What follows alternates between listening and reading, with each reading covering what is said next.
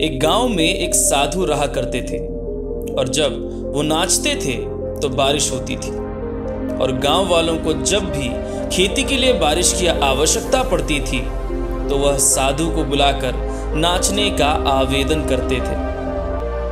कुछ दिनों बाद गांव में 4 शहरी लड़के आए जो अपने आप को बहुत ज्यादा पढ़ा लिखा और मॉडर्न समझते थे।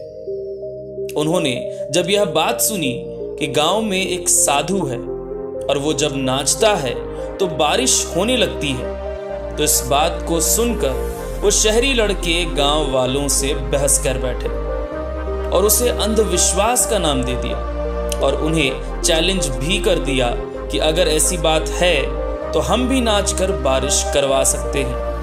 अगर हमारे नाचने से बारिश नहीं हुई तो किसी साधु के नाचने से भी बारिश नहीं हो सकती।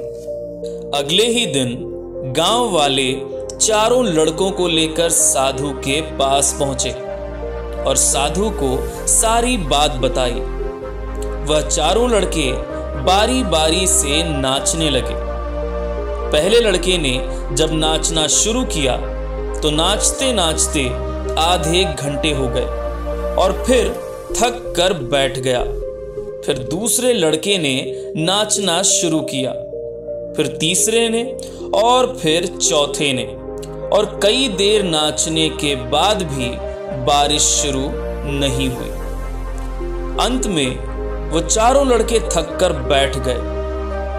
अब साधु की बारी थी। तब साधु ने भी नाचना शुरू किया।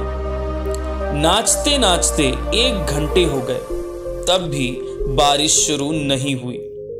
अब नाचते नाचते 2 घंटे हो चुके थे, पर फिर भी बारिश का कहीं नामो निशान नहीं था। पर साधु भी रुकने का नाम नहीं ले रहे थे। साधु नाचते रहे और 2 घंटे से 4 घंटे हो गए और फिर शाम होने लगी।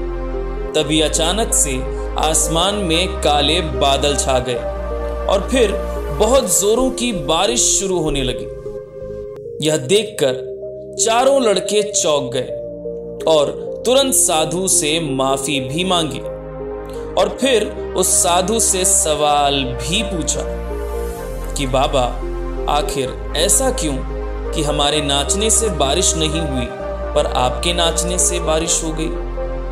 तब साधु ने उत्तर दिया कि जब मैं नाचता हूं तो 2 बातों का ख्याल रखता हूं।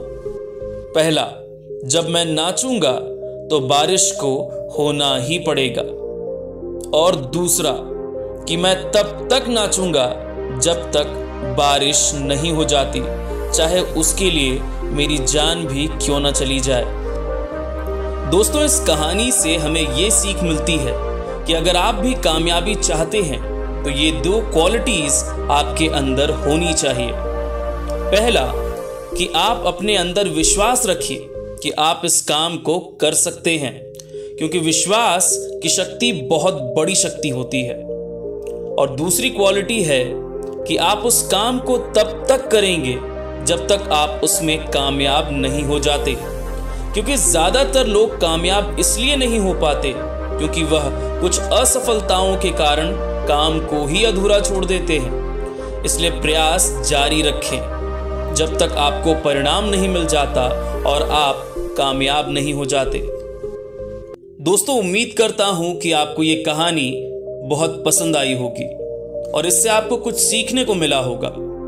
अगर ऐसी ही कहानियां आप रोज सुनना चाहते हैं तो इस चैनल को सब्सक्राइब जरूर कर लें, और अगर वीडियो पसंद आई हो तो इस वीडियो को लाइक करना ना भूलें। साथ ही कमेंट में जरूर बताएं कि आप अपने जीवन में क्या लक्ष्य लेकर चल रहे हैं और क्या बनना चाहते हैं। और आपने मुझे अपना कीमती वक्त दिया, इसके लिए बहुत बहुत धन्यवाद।